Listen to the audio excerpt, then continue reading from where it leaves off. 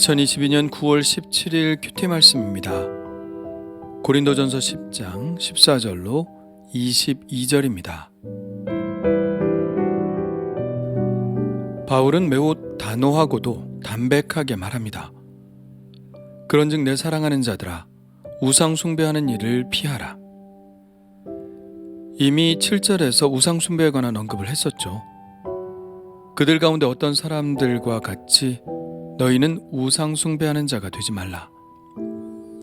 바울은 앞에서 우상 숭배 외에도 음행이나 주님을 시험하는 것, 또한 원망하는 것에 대해 다루었지만 지금 다시 우상 숭배를 따로 떼어놓고 자세히 이야기하는 것을 보면 고린도 교회에서 가장 문제가 되는 죄는 바로 우상 숭배였다는 것을 알 수 있습니다. 바울은 이 문제에 관해 이야기하면서 지혜 있는 자들에게 말함과 같이 한다고 말합니다. 이 말은 자기가 지금부터 하는 말을 잘 생각해 보라는 것입니다. 자신의 말이 이치에 맞는지 안 맞는지를 잘 생각해 보고 판단하라는 이야기죠. 바울은 우상 숭배하는 일을 피하라고 하면서 정작 이야기는 성만찬으로부터 시작합니다. 16절과 17절입니다. 우리가 축복하는 바 축복의 잔은 그리스도의 피에 참여함이 아니며 우리가 떼는 떡은 그리스도의 몸에 참여함이 아니냐. 떡이 하나요 많은 우리가 한 몸이니 이는 우리가 다 한 떡에 참여함이라. 이 말씀에서 바울이 가장 신경 써서 택한 단어는 바로 참여하다라는 단어입니다. 헬라어로는 코이노니아라고 하는 단어인데 이 단어에는 몇 가지 뜻을 가지고 있죠. 첫째는 친교 혹은 교제라는 뜻입니다. 둘째는 참여, 가담, 관여라는 뜻을 가지고 있고요. 세 번째는 몫이나 몫을 차지한다는 뜻을 가지고 있습니다. 그렇다면 사도 바울은 두 번째 뜻인 참여, 가담, 관여라는 뜻으로 이 단어를 선택한 것임을 알 수 있습니다. 그런 의미에서 볼 때 성만찬은 어떤 의미가 있는 것일까요? 바울은 이 성만찬에는 두 가지 의미가 있다고 봅니다. 우리가 받는 포도주는 그리스도의 피에 참여하는 것이며 우리가 받는 떡은 그리스도의 몸에 참여하는 것입니다. 우선 피에 참여한다는 것은 그리스도께서 우리를 위해 속죄의 피를 흘려주셔서 이루신 그 구원의 몫을 차지한다는 것입니다. 예수님이 제자들에게 잔을 나누시며 말씀하셨죠. 이것은 죄사함을 얻게 하려고 많은 사람을 위하여 흘리는 바 나의 피, 곧 언약의 피니라. 우리는 예수님께서 이루신 그 구원의 몫을 차지하게 되었죠. 둘째로 떡은 그리스도의 몸에 참여한다고 했는데 이건 그리스도의 몸, 곧 교회의 지체가 된다는 뜻입니다. 17절 말씀이 이 뜻을 더 정확하게 설명하고 있죠. 떡이 하나요 많은 우리가 한 몸이니 이는 우리가 다 한 떡에 참여함이라. 이처럼 성만찬은 우리가 구원받아 하나님의 자녀가 되었으며 또한 그리스도인들이 한 형제여 자매가 되었다는 것을 의미하는 것이죠. 바울은 이 참여라는 말을 통해서 성찬의 의미를 설명한 다음 이제는 눈을 돌려 우상 숭배에 대해서 생각해 보자고 합니다. 이렇게 말합니다.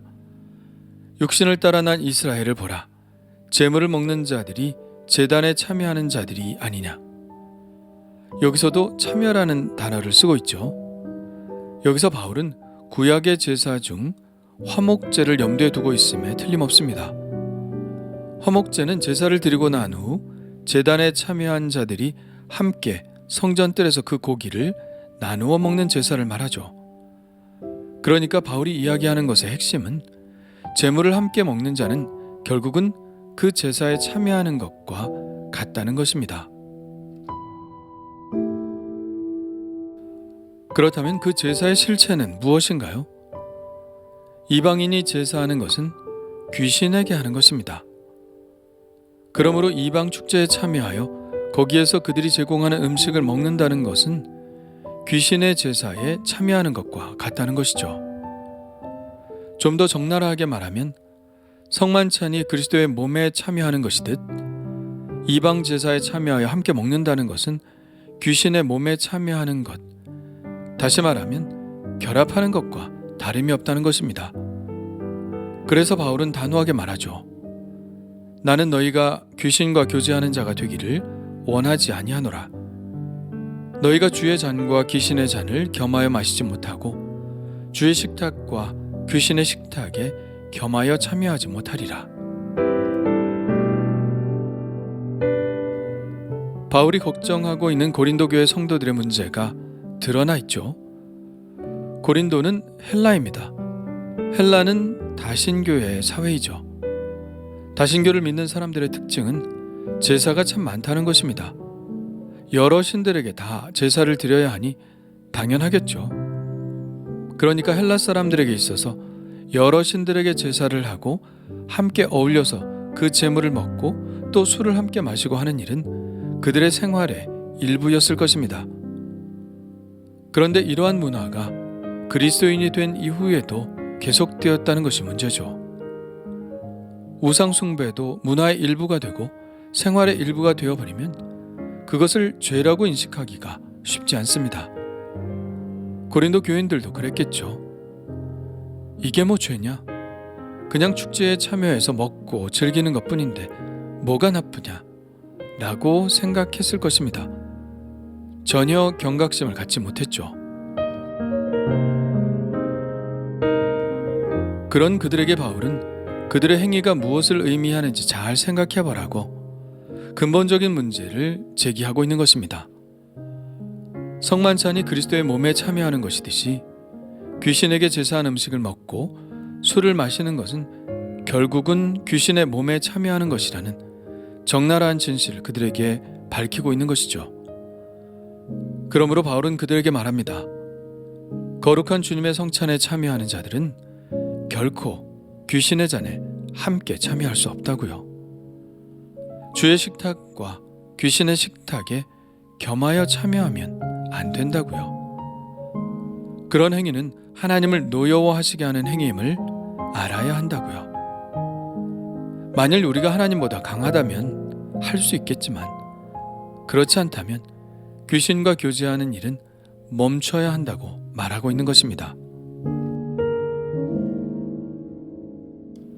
오늘의 이 말씀은 바울이 의도했듯이 충분히 설득력이 있고 잘 이해가 갑니다. 그러나 현실에서는 여전히 어렵죠. 고린도의 상황은 이방 신들에게 제사하는 것이니 그렇게 할 수 있습니다. 그러나 우리가 부딪히는 문제는 이방 신들에 대한 제사가 아니라 조상들에 대한 제사 문제입니다. 복음이 들어온 이후 논란이 계속되는 문제죠.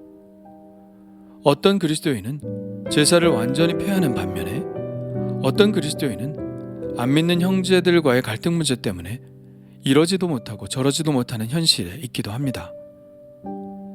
이 제사가 어떤 귀신에게 하는 문제라면 어려울 것도 없는데 이 제사가 효의 문제와 연결이 되어 있기 때문에 그렇습니다.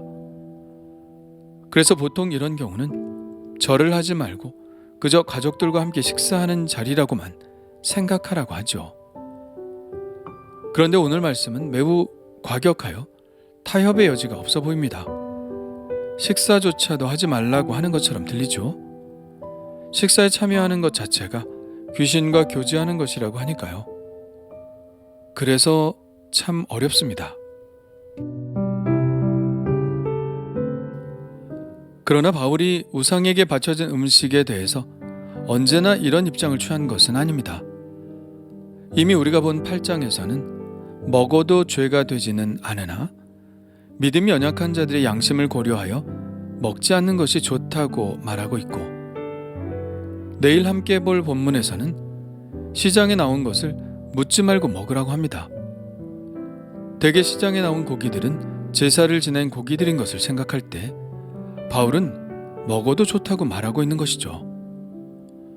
또 디모데전서에 보면 하나님께서 지으신 모든 것이 선하매 감사함으로 받으면 버릴 것이 없나니 하나님의 말씀과 기도로 거룩하여짐이라 라고 말씀하면서 기도로 거룩하게 하고 먹으라는 식으로 말씀을 합니다.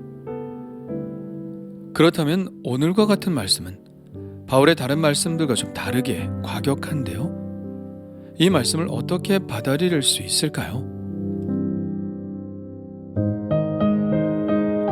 우선 오늘의 말씀은 그들이 드리는 제사에 참여하지 말라는 것입니다. 절을 하지 않는 것은 제사에 참여하지 않는 것이라 할 수 있겠죠. 그리고 두 번째는 귀신에게 바쳐진 음식은 먹지 말라는 것입니다. 상에 올라간 음식은 먹지 말라는 것이죠. 가령 성만찬에 비유하자면 성찬의 식탁에 올려진 떡과 포도주는 이미 그리스도의 살과 피가 된 것이니 그 남은 것은 함부로 먹고 마실 수 없고 다 버려야 하는 것과 마찬가지죠. 그러므로 우리가 이런 것에서 거리낌이 없으려면 제사 식탁에 차려진 음식은 먹지 말고 상 위에 차려지지 않은 그 외의 음식을 먹는 것으로 받아들이면 되겠습니다. 아예 제사를 드리지 않고 추도식을 통해 하나님을 예배하면 제일 좋겠지만 이것 때문에 형제들과 불화한다면 이 정도의 타협점을 찾으면 좋을 것이라 생각합니다. 우리가 타협점을 찾아야 하는 이유는 우리의 형제들이 바로 우리의 전도의 대상자가 되기 때문이죠. 이런 일 때문에 형제들과 불화한다면 그들은 마음을 완전히 닫고 복음을 받아들이지 않을지 모릅니다. 그래서 이 정도로 타협을 하고 오히려 평소에 형제들에게 예의 있게 대하고 풍성하게 베풀어서 그들의 마음에 감동을 주면 언젠가는 그들도 우리의 진심을 이해하고 우리의 말에 귀를 기울이게 될 것입니다.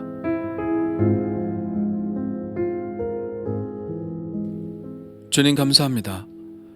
성찬의 의미를 알려주셔서 감사합니다. 또한 제사에 참여하는 것에 대한 위험성도 알려주신 것 감사드립니다. 이미 이런 것에서 자유한 이들도 있겠으나 여전히 갈등하고 있는 이들도 많이 있습니다. 주여, 불쌍히 여겨주셔서 말씀에도 거리낌이 없고 양심에도 거리낌이 없으며 또한 형제와 불화하여 복음의 문이 막히는 일도 없게 하여 주옵소서. 그러나 타협하지 말아야 하는 부분에 있어서는 타협하지 않고 주의 말씀을 택하는 용기도 허락하여 주옵소서. 양자택일을 해야 하는 상황이라면 주님의 편에 늘 서게 하여 주옵소서. 무엇보다도 그들에게 복음을 전하기 위해 좀 더 희생하고 좀 더 양보하고 좀 더 감동을 줄 수 있게 하시고 그렇게 함으로 그들을 주님께 인도할 수 있게 하옵소서. 예수님의 이름으로 기도합니다. 아멘.